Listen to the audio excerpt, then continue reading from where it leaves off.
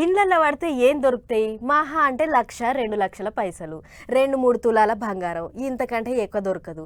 ఇక గాయంత దానికి ఇండ్లలో జొరబడితే వాళ్ళు వీళ్ళు సూషుడు, పట్టుకొని కొట్టుడు, పోలీసు వాళ్ళకి పట్టించుడు. అబ్బో, గిదంతా పెద్ద పెంట వ్యవహారం అని అనుకున్న దొంగలు నిన్ని అలా రూట్ మార్చిర్రు.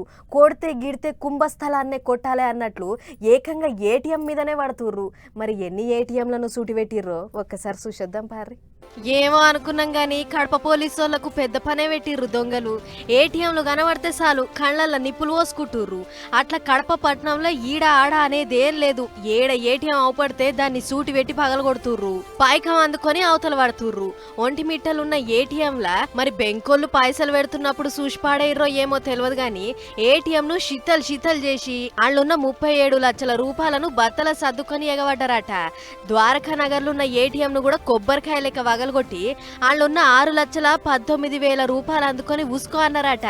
ఈ రెండింటిని పనిపెట్టి విశ్వాసరాయ సర్కిల్ కాడ కూడా ఏ ఏటీఎం ఉంది, దాన్ని ఇడిచిపెడితే గదెంత ఫీల్ అవుతుందో అని దాని పని కూడా చేయబోయిర్రు. అయితే సమయానికి వాళ్ళున్న అలారం టింగ్ టింగ్ మోగింది. అదిన్న దొంగలు జనాలకు దొరికితే ఈ పంత అప్పశెక్కలు చేస్తారు అని అనుకుని ఉరుకుడు చూపిర్రట. గిట్ల ఓ దిక్కు ఏటీఎం ను లూటి చేసుకుంటా ఇంకో దిక్కు ఇండ్ల మీద పడుతుర్రు. రాజంపేట కృష్ణానగర్ నుండే సర్కార్ బడి పంతులమ్మ ఇంద్రావతి ఇంట్లో జొరబడ్డరు.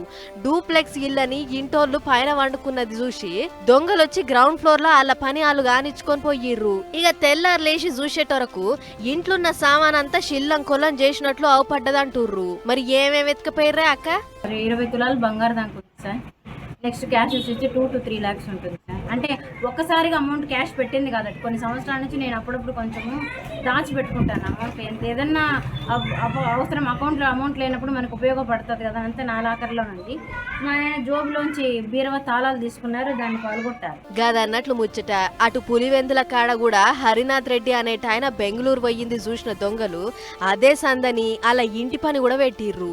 ఇంట్లో జొరబడి కిలో బంగారం, 2.5 కిలోల వెండి, 1,00,000 రూపాయలను సంచిలేసుకొని దమ్ముంటే పట్టుకోర్రి అన్నట్లు పోలీసులకు సవాల్ చేసిపోయిర్రట. గిట్ల కడప జిల్లా అంతటా దొంగలు తగులు తెంపుకున్న దున్నపోతోలే రెచ్చిపోతుంటే పోలీసోళ్ళు మాత్రం ఇంకా సీరియస్ గా తీసుకుంటలేరు అని గరమైతుర్రు అక్కడి పబ్లిక్. మరి పోలీసోళ్లకు చేతి నిండా పెట్టిన దొంగ మొక్కపోళ్లను పోలీసులు ఎప్పుడు పట్టుకుంటారో ఏమో చూడాలిగా.